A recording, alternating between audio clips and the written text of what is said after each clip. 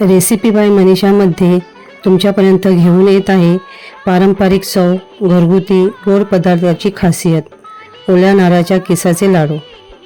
प्रथम यासाठी मी पहिले नारळ फोडून त्याला खवणीच्या साहाय्याने खवून घेतले।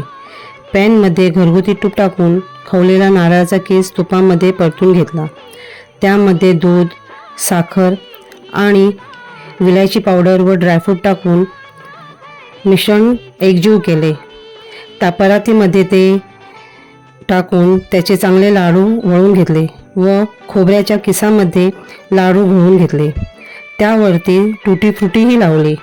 हे लाडू तुम्हाला कसे वाटले हे मला कमेंटमध्ये नक्की सांगा आणि रेसिपी बाय मनीषाला नक्की फॉलो करा।